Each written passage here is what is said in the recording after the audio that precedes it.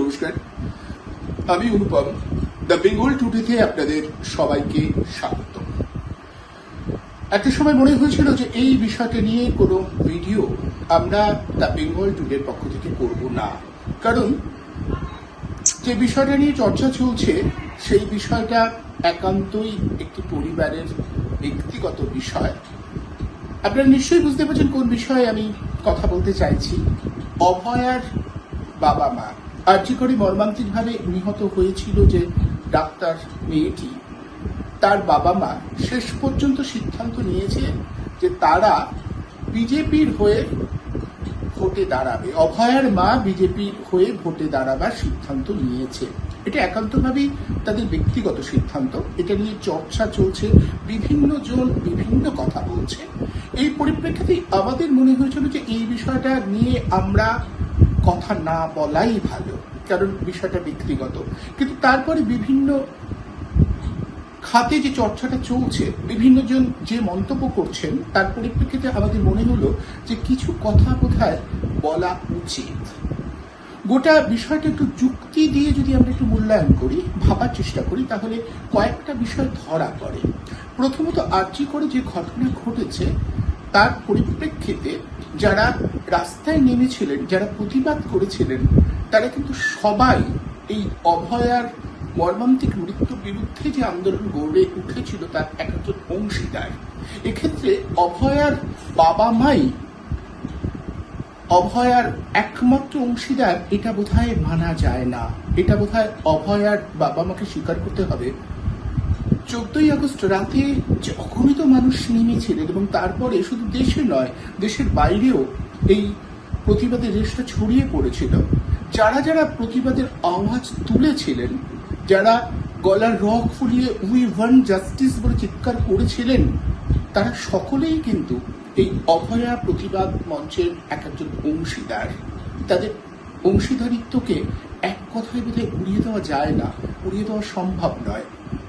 এখন অভয়ার পরিবারের লোকেদের মনে হতেই পারে যে তারা অনেক বেশি করে যদি বিজেপির পক্ষে থাকে তাহলে বিচারটা পাবে। এক্ষেত্রেও কয়েকটা প্রশ্ন থাকে। বিজেপি নেতৃবৃন্দ অভয়ার পরিবারের সঙ্গে যে ব্যবহার করেছে সেটা কি সত্যিই তাদের বিচার দেবার অনুকূল বলে মনে হয়? আমরা তো জানি অভয়ের বাবা মা দিল্লিতে গেছিল, আমাদের দেশের স্বরাষ্ট্রমন্ত্রী অমিত শাহের সঙ্গে তারা দেখা করবার চেষ্টা করেছিলেন। যে তুমুল উপেক্ষা বা অবজ্ঞা তাদের করা হয়েছে, তারপরে যেভাবে অভয়ার যে মামলাটা সেটাকে ঠান্ডা ঘরে পাঠিয়ে দেওয়া হয়েছে, সেখানে কেন্দ্রীয় শাসক দলের কোনো ভূমিকা ছিল না, এটা বুক ঠুকে বোধহয় বলা যায় না।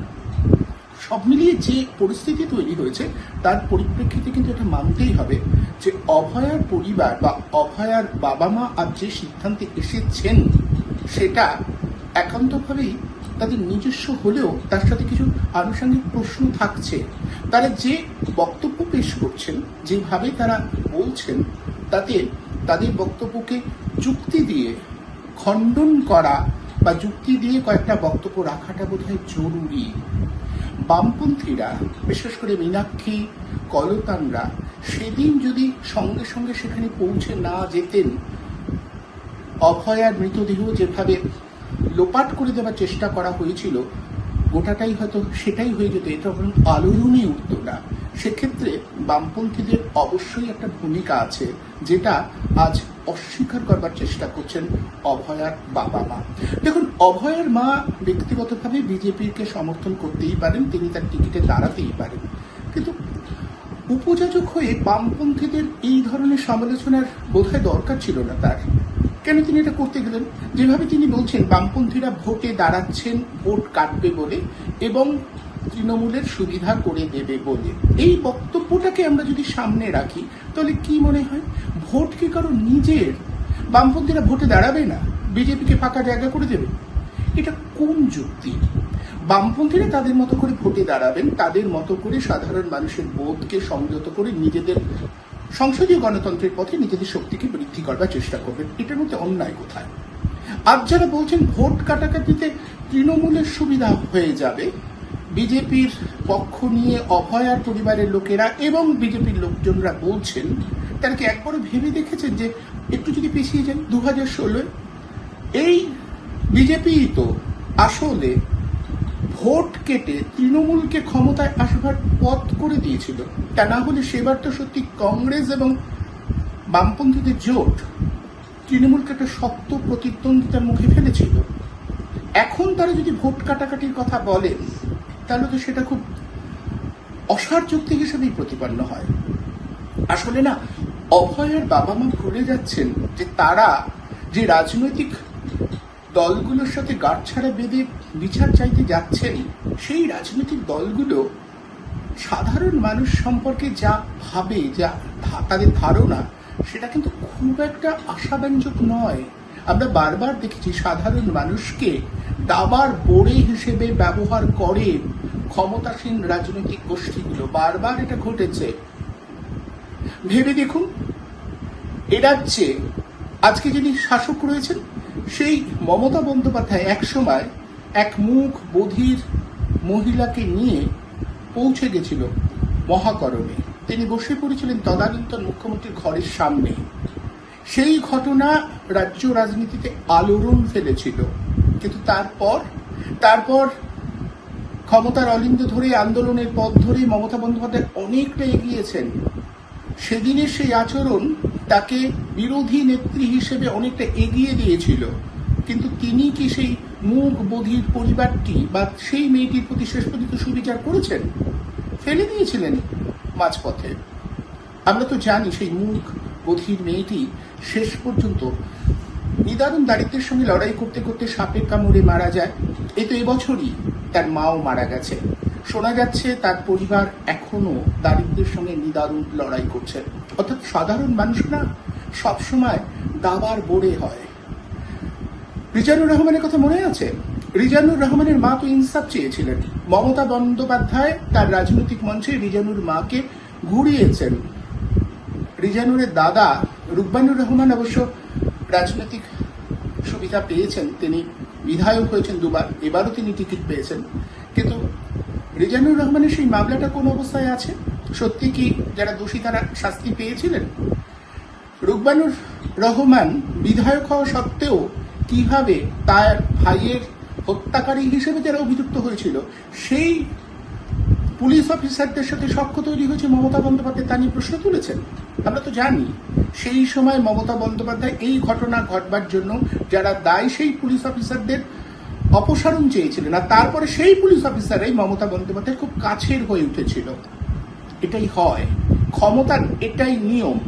তাই অভয়ের বাবা মাকে বোধহয় নতুন করে ভাবতে হবে। তারা যেটা বলছেন সেটা তারা ব্যক্তিগত স্তরে রাখুন।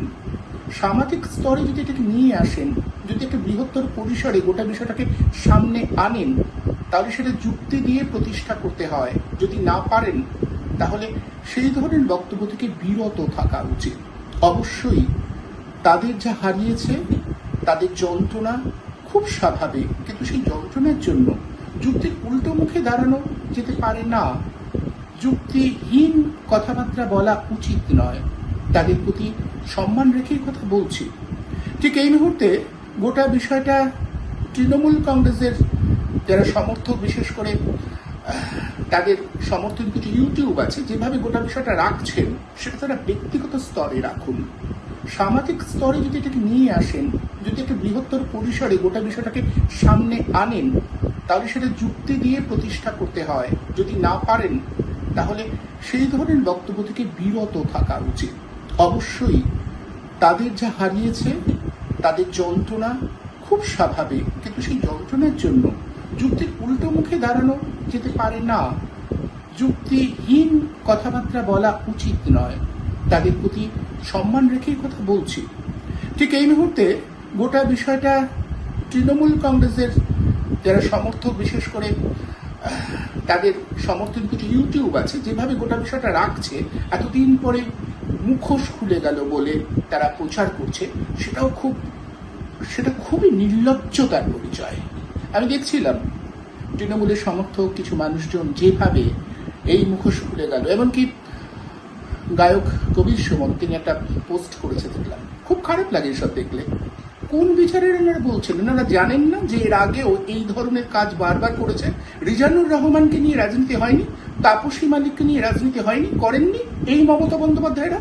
আর আজ তারই পক্ষ নিয়ে উল্টো দিকে অভয়ার বাবা মাকে যেভাবে আক্রমণ করছেন তারা, একেবারে সংকীর্ণ দলীয় রাজনীতির স্বার্থে, এ দলে এ দেশ এ রাজ্যের শাসক দলের রাজনীতির স্বার্থে তারা এটা করছেন।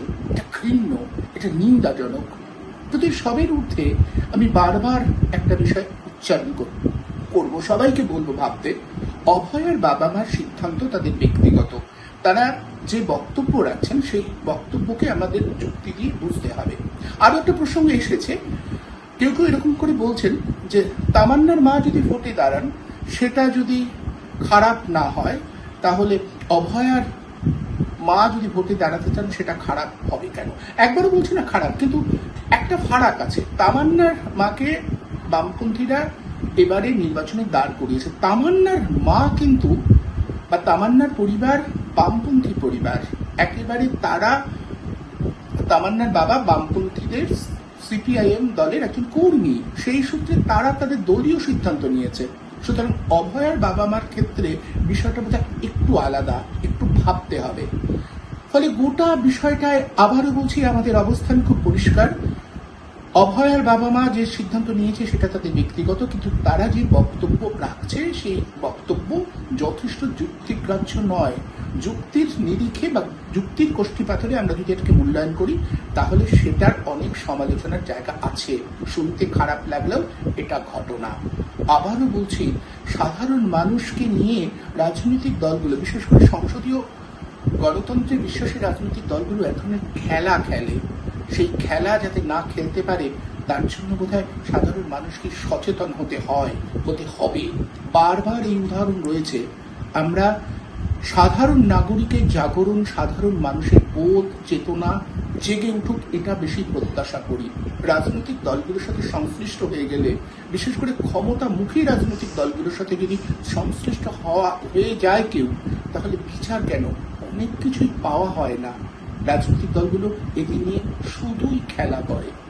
আমরা জানি না অভয়ার পরিবারকে নিয়েও বিজেপি নামক রাজনৈতিক দলটা অত্যন্ত বড় এবং অত্যন্ত অর্থবান একটা দল, তারা সেই খেলা খেলবে কিনা। সেই খেলা খেলবার যথেষ্ট অবকাশ রয়েছে, এই সন্দেহ আমাদের থাকছে।